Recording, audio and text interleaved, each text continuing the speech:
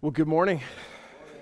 Welcome to New Life. Thank you again so much for choosing to spend part of your Sunday morning with us. I know we say this all the time, but some of you have not heard it as often as others. We just don't ever take for granted the fact that you would spend an hour or so of your Sunday morning with us. It means a lot to us that you would trust us with that time and that space in your life and in your schedule, especially in such a busy season as we kind of push towards Christmas over the next few weeks. This morning, we are going to continue our series of messages called The Jesus Project. And essentially what we're doing in this series of messages is we are going to follow the gospel accounts of Jesus' life from beginning to end. We're going to do our best to see all of the things that Jesus said and all of the things that Jesus did. And as we see the things that Jesus said and did, we're going to sort of allow ourselves the space to maybe understand that things that we've always thought were true about Jesus may not actually be true about Jesus. Some of the things that we thought he said and did, we may find that he never said or did. And we're going to find that there are some things that he said and did that we never knew that he said or did because we have grown up in churches or have had experiences in churches like I have had where, as I said last week, where pastors have their favorite passages and we tend to preach from the ones that we like and we tend to skip the ones that we don't like so much. And so in the course of this series of messages, we're going to allow really as best as we can Jesus to speak for himself. And what we'll find is that Jesus will not conform to our expectations. This is what we said last week. This is sort of how we sort of laid the groundwork for this series of messages, which is to understand that we all have an expectation of what Jesus is supposed to say, what Jesus is supposed to do, and we expect often, basically most of our lives, we expect Jesus to do exactly what we think he would do. We expect Jesus to say exactly what we think Jesus would say. And what you find as you go through the gospel stories is that Jesus very rarely says or does what people expect him to do. In fact, most of the time, Jesus frustrates people's expectations of him. And as he frustrates their expectations of him, he's trying to get them to see him for who he is, not for who they want him to be. And so if we are going to actually let Jesus speak for himself, and we're actually going to let Jesus act for himself, then what we're going to have to find and what we're going to have to do for ourselves is give ourselves permission to not let Jesus conform to our expectations. And what that means is that if you've been following Jesus for some period of time, like I have, I've been, a Jesus follower for, I don't know, like 35, 36 years, something like that, as long as I can remember. What that means is that I have adopted a certain version of Jesus that for the most part likes to tell me that what I think about him and what I do with my life is pretty good. And you have, no matter how long you've been following Jesus. In fact, the longer you've been following Jesus, the more likely you are to have adopted a version and a story of Jesus that just conforms to your expectations.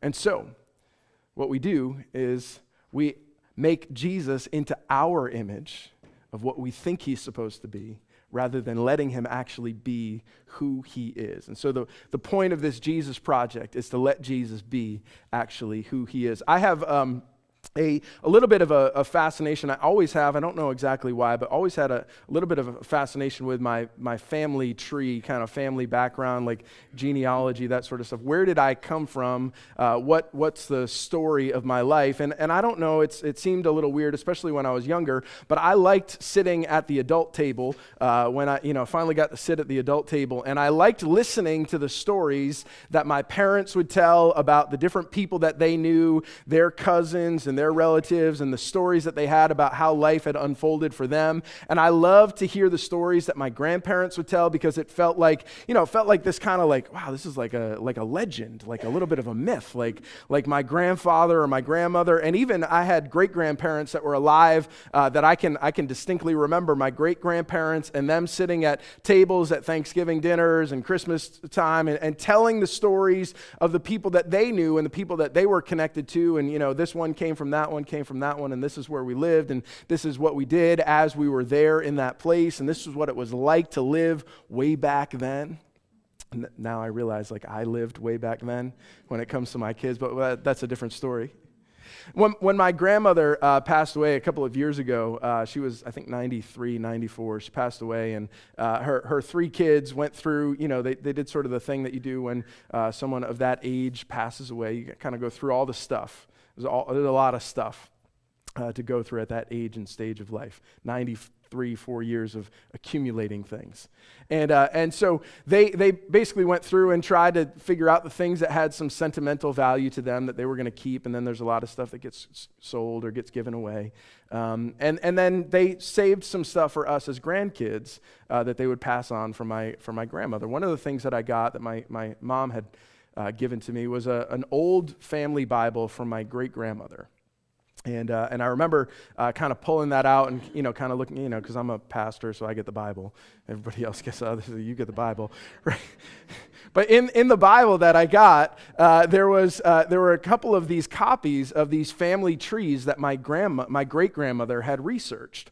And so, it was, the whole thing laid out for, I don't know, maybe 4 or 5 generations, all the way down to her kids and, the grandkids and great-grandkids at that point. And then we had, 4 or 5 generations going back from all the, research that she had done to try to connect the dots of her life story. Because there's something in us, right, as human beings that recognizes that we all come from somewhere. We didn't all just like spring onto the scene and like all of a sudden here you are. Like your story and my story at least is part connected to those stories of those people that went before me. And some of them, as I went back through and I looked at the family tree, like I recognized some of the names from my great-grandmother, things that she had told me, and I recognized names that my grandparents had told me, and recognized names that my parents had told me, obviously, and then my, your cousins and all that sort of stuff. Like those are the people that on that line, right?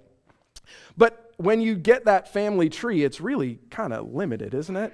Because they don't go all the way out. And in fact, if you were to go back 7 or 8 generations, even if I were to go back 7 or 8 generations, and you laid out the whole family tree, and you actually put the whole thing on there, you'd get hundreds, right? Hundreds of names just in my family.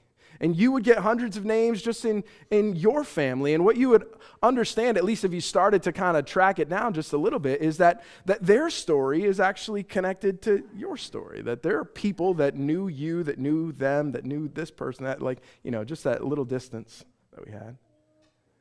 Their lives have intersected with your life, and your life has intersected with theirs in some way. And that you can't live a really human life without actually being connected to other human beings. And that fundamental kind of place where we feel that connection is in that place with those people that share our ancestry. They share our story, that in some way, whether you know their stories or not, whether you know how they lived and how they loved and all the things that they experienced or not, that somehow their story got you to where you are today. You would not be here without all of those generations before you. And interestingly, right, like we live in this world where we are incredibly connected globally. We live in a world where it's easy for us to actually have like a legitimate connection, relationship with someone who lives around the world, like, thousands and thousands of miles away that you could actually have a conversation with, you could carry on a friendship, a conversation with people who don't share anything about your family history, your genealogy, your ancestry, don't share anything about your culture, don't share anything about the food that you like, literally, like just across the world. We are very connected across the world, and yet, as we've gotten so connected across the world, very broadly connected, we've lost a little bit of what it's like to be so connected to your family, those people that are actually part of that little sliver of a human story that exists, that created you, that got you to the place where you are. But Jesus did not live in that kind of world, right? Jesus lived in a very connected kind of world. And we live in a world where we are broadly connected, but not deeply connected. We could connect with people thousands of miles away. You can have a conversation with them. And yet, I find, that we've lost a little bit of that intimacy that happens when we sit down at a table, we have a conversation with people, share something of our life with them, we experience something of their life with us. Jesus didn't live in an internet-connected world. He lived in a world where people lived in the same towns and in the same villages for generation after generation after generation. You thought you lived in a small town? Right? Like you thought you lived in a small town where everybody knew everyone's story? Right? Like Jesus lived in a world where everyone knew not just your story, but they knew your mom and dad's story, and they knew your grandparents' story, and the great-grandparents' story, because no one went anywhere. It wasn't like you traveled around the world and you just uprooted yourself and went to another place. You had to stay deeply connected to your life and to your roots and to your story. And so Jesus lived in this world where it was really flipped. It was deeply connected and not broadly connected. And so when we open the Jesus stories, it shouldn't be a surprise to us, and although it comes as a bore to us, it should not be a surprise to us that at the beginning of the Jesus stories, we find a family tree. So now, most of you, I'll forgive you. I ran through the slides earlier while everyone was here this morning. They're like, we're really going to read that whole thing? Yes, we are. I told you we're going to read the stuff we want to read and the stuff we don't want to read. Because it's important enough for Matthew and Luke to put in their story about Jesus a list of names that maybe for you don't mean much, that maybe for us at a distance of a couple of thousand years, we don't know any of those names. We don't know most of their stories. We don't know their lives. We don't know how they lived and how they loved and the things that they experienced as human beings on this planet. But when Matthew and Luke wrote their story and said, we are going to tell you the story of Jesus, who we came to believe was the Christ, the Son of God, we want you to understand that he was deeply connected to the human story that was experienced in that part of the world where Jesus lived, where he grew up, where he was born, where he was raised, where he lived his life. And so both Matthew and Luke, at relatively early stages of their story of Jesus' life, they have a list of names that we would call a genealogy, or we would call maybe a family tree. Here's how Matthew begins his captivating story of Jesus. The book of the genealogy of Jesus the Christ, the son of David, son of Abraham. And all of us lean in. So we're like, I can't wait to read a long family tree. So why does Matthew start here? Seems a strange place for us, at least, to say that this is how Matthew would begin his story.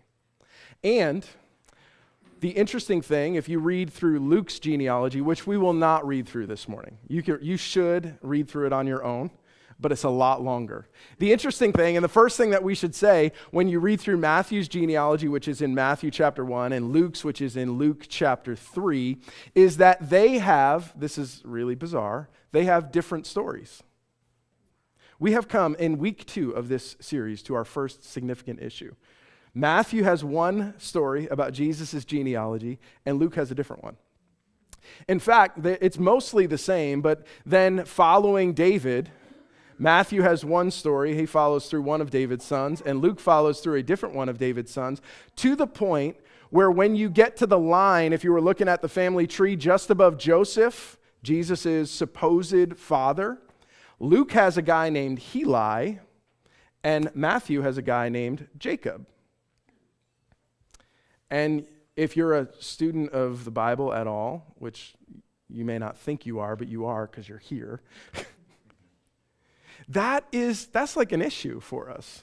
Because we're like, okay, we believe that these words are inspired. They are meant to give us the story of Jesus. So what do we do with the fact that both of these gospel accounts tell different stories about Jesus' line, tell different accounts about Jesus' story, down to the fact that they've got a different guy on the line just above the person that everyone believed was Jesus' father, Joseph, who was married to Mary, who we'll find out as we go through the story was a virgin who conceived this child, but we don't know any of that stuff at this point when Matthew's telling his story. So what do we do with this? I'm going to just give you one solution. It may not be the solution. I'm going to give you my best guess, and then we're going to dive into the names. It's going to be incredibly fascinating for you. I promise.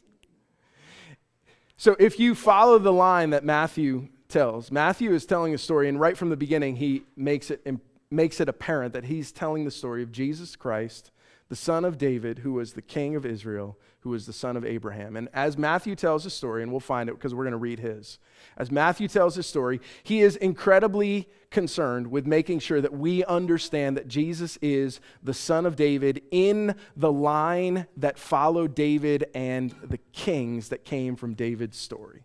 He goes from David to Solomon to Rehoboam, and now you're starting to get to names you don't know, and we'll read them in a minute. But he goes through this line. He goes through the line of kings, and he says, at the end of this line of kings is Jesus, who we came to call the Christ, and we understood that he came to fulfill this place as the son of David, the royal king that God was raising up to rule over his people. And Luke tells his story through a different son of David, not the one who sat on the throne. He tells it through a guy named Nathan, and then he follows the line back through Nathan all the way down to this son of David named Heli. Now, you know, if you go back 14, 15 generations, you got a lot of names on that chart, don't you?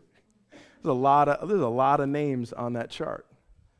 You go back 30 generations on your family story, on my family story, there's thousands, tens of thousands of names on your story.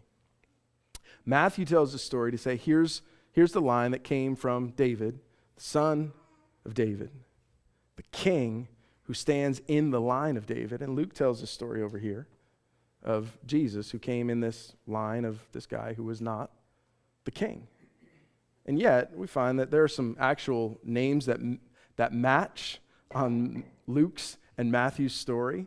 Just like you would find that there are probably some names that have crossed over on your story from thousands and thousands of people that have made their way into your family story. In fact, your family story is a little bit bigger and broader than you probably understand. Matthew tells the story of Jesus, the son of David, the royal king. Luke tells this other story. And one way that we could possibly reconcile these two is to say there was this practice that was common even in Jesus' day, where if a man died without an heir, his wife would marry his brother. Now you think, well, that's weird, that's strange, like I don't want to do that. Well, no one's asking you to do it. I'm not saying this is what we should do. I'm not advocating for any of that. I'm just saying this was actually the way that God had given to the people of Israel to make sure that a person's line never died out. And it was incredibly important for them to make sure that that family history doesn't die out. So just one possibility is that what you have, Matthew telling the story of the royal line of David that actually dies out with the guy who's just above Joseph, a guy named Jacob, who may have died without an actual heir and may have adopted Joseph into his line by his brother marrying his wife and bringing these two lines of this story together into the person that's just above Jesus on the family tree, a guy named Joseph, who we all know, and nobody cares about Jacob and, Heli, whether those were his actual parents or not. But it's just one possibility. I felt like it was important for us to kind of get that out of the way first before we dive in, because I don't want to be dishonest, right? I don't want to be like, oh, well, there's no issues. And Matthew wouldn't have wanted us to do it, and Luke wouldn't have wanted us to do it, because they were incredibly concerned with making sure that these two stories actually matched up. So here's the story that we're going to talk about today. Abraham was the father of Isaac. Most of us know Abraham, yes? Good. Raise your hand if you remember Abraham. His story, Father Abraham had many sons. We're not going to do the hand motions today, but there's a whole song that goes to it. If you learned it in Sunday school, you remember it. Abraham was the father of Isaac. Most of us remember Isaac. Isaac was the father of Jacob. Jacob the father of Judah and his 11 brothers. And then we start to get into, a little bit of fuzzy territory after we get through that. Because most of us, if you've read, maybe you read through Genesis, you got through that stage of the story, and then you got to Exodus, and you're kind of like, I don't know if I really want to read this anymore.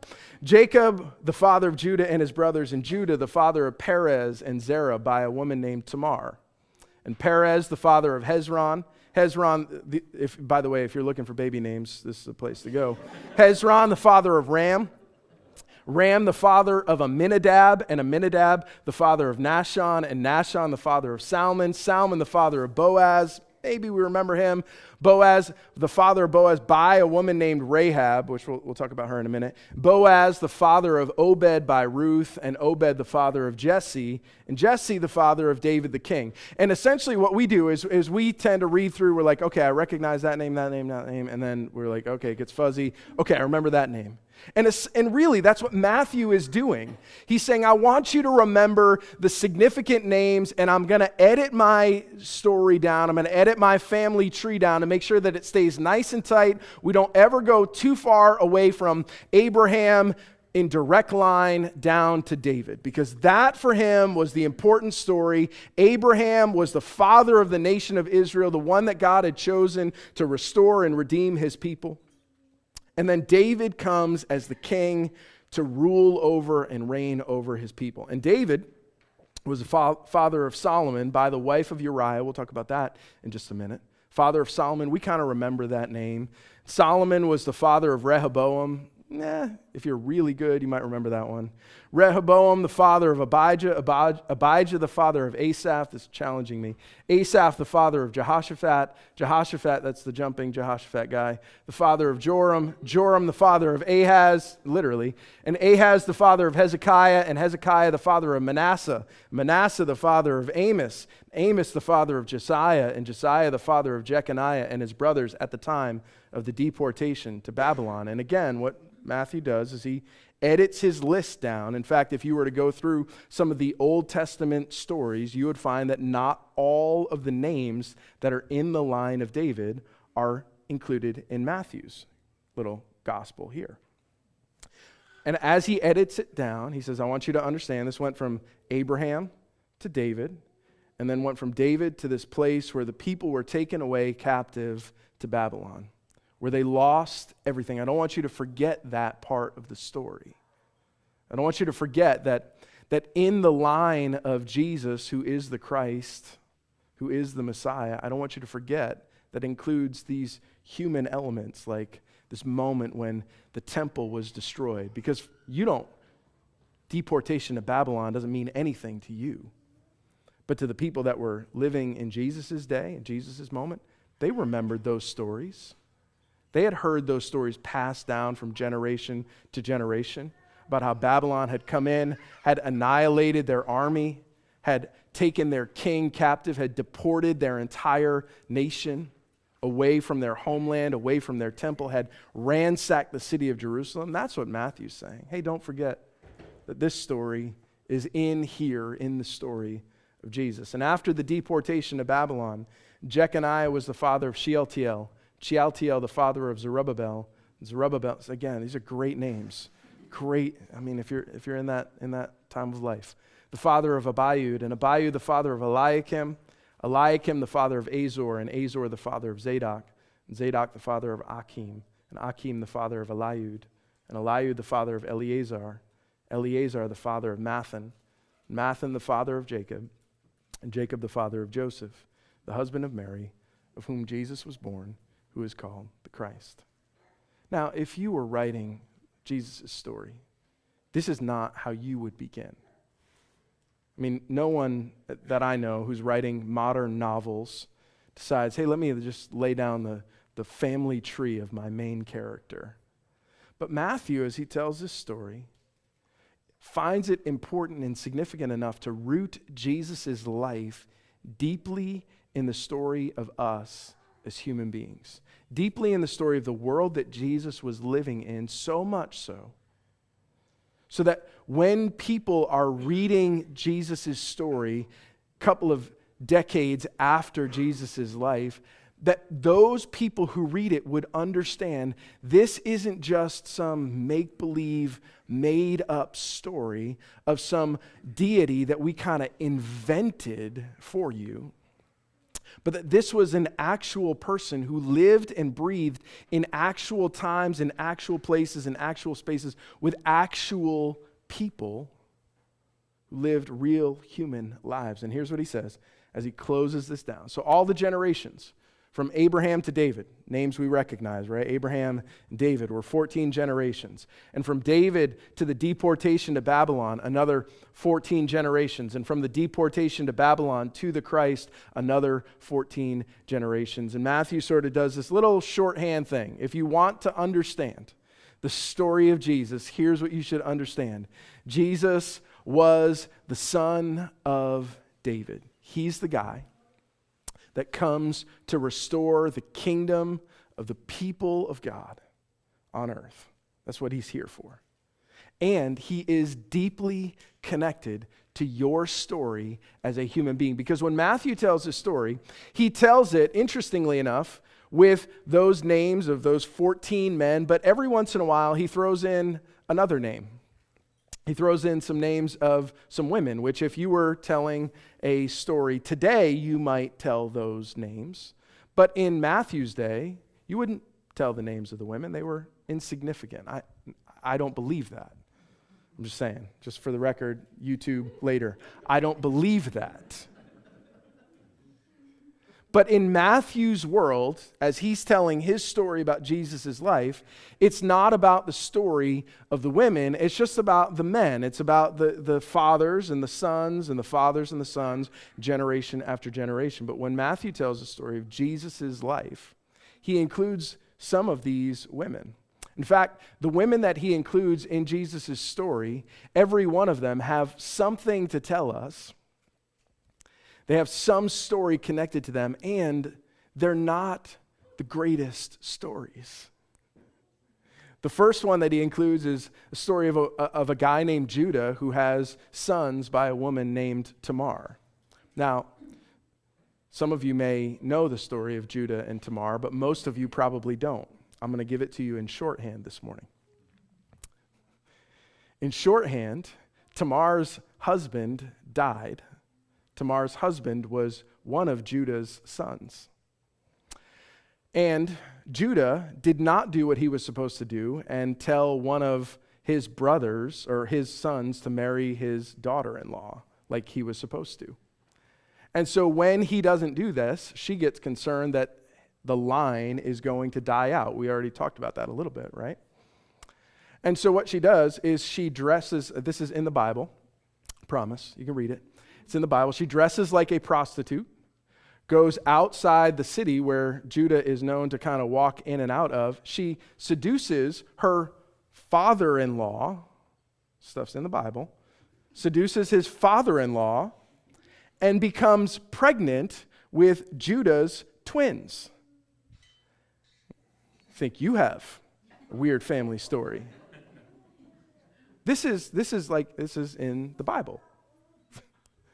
This is the story of Tamar. This is one of the stories that Matthew, when he decides, I'm going to tell the story of the Christ, the Son of God, I want to make sure, he didn't have to put that name in there. I want to make sure that you understand that this is where this Messiah comes from. It's not just from some pure as the wind-driven snow line of men and women. It's from Judah and his daughter-in-law, Tamar. He tells the story. He says, I want you to remember, you guys remember Rahab.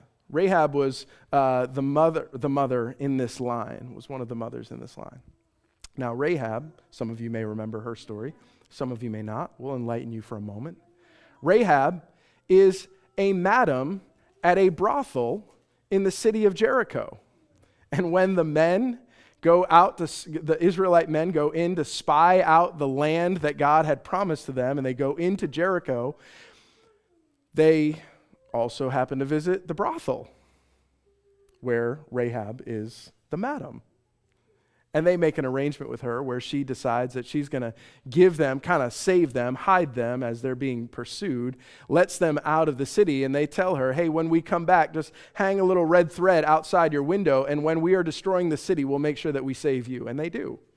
And they save the madam who runs the brothel, and the madam who runs the brothel marries into the line of Jesus. And Matthew says, hey, let's put that one in there too. Let's throw that story in there too. So that when you read through the line of Jesus, I want you to make sure that you understand that Jesus didn't come from this pure as the wind-driven snow line. He came from a story that's as real as yours and as real as mine. He tells the story of Ruth, who marries the man named Boaz. And Ruth, when she gets married, before she gets married to Boaz, she basically, her mother-in-law, who is an Israelite woman, says, hey, you should go. Now, again, I'm not saying this. This is not how you should do it. This is not how you find a husband. But she basically says, go get Boaz drunk and lay down next to him. And when he wakes up, he'll be enthralled by you. Now, if you're telling the story of the Christ, the Son of the living God, you don't necessarily throw that story in there, right? And then the last one that's in the line is David, who has a son by the wife of Uriah.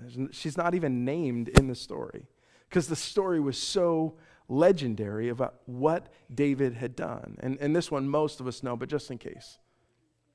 David is up on the top of his palace roof one evening, looks down next door, sees the wife of Uriah, a woman named Bathsheba, bathing on the top of her roof, decides that he wants that woman to be with him that day, and he sends some of his men to go take that woman, bring her to him.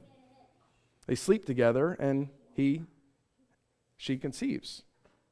Now, I think that's bad. When she becomes pregnant, he decides, actually, let's not let this out. So we're going to bring home her husband from war, and we're going to make sure that he sleeps with his wife so that everyone thinks that it's actually his child. It's a great guy, David. Really, really powerful man. Really great man after God's own heart.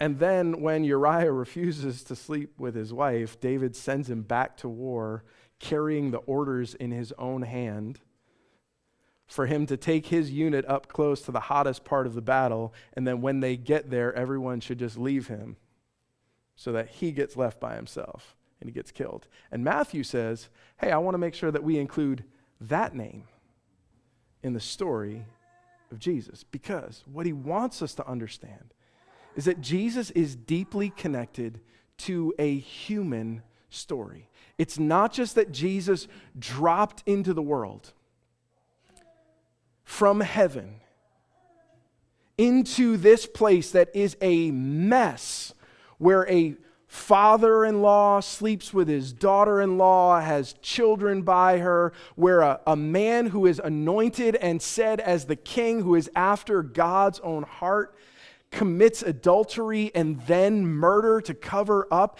his adultery, that Jesus drops into a human story. That even the story of the son of David, it's not just this perfect story. It's a story of human beings like us. So when you read through the genealogy of Jesus, hopefully what you are reading is not just the names, but that you read through and you say, well, that's there to remind me that Jesus was Son of Man.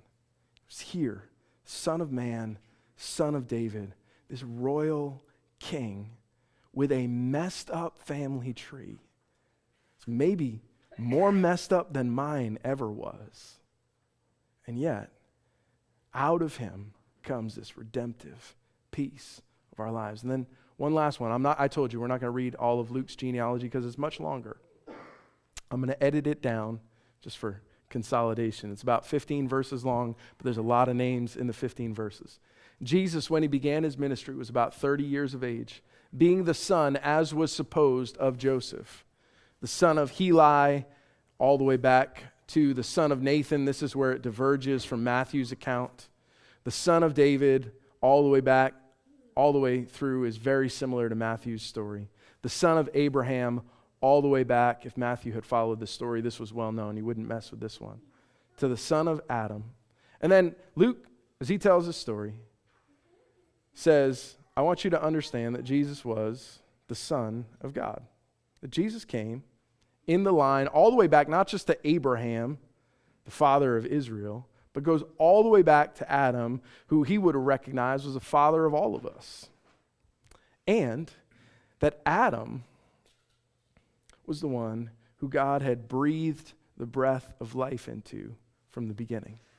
So it was possible to say that Adam didn't come from any human descent, but he came from God himself. And so it would have been said for Luke that Adam was the Son of God, created in the image of God, there for us.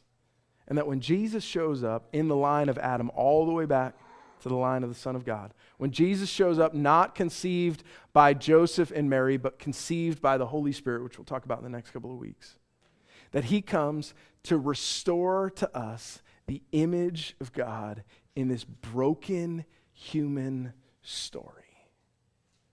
Jesus comes to be the second Adam, the Son of the living God, to this broken, messed up world. And so when you read the story of Jesus in Matthew, and when you read the story of Jesus in Luke, it's possible for us to figure out that these two themes are going to be really important.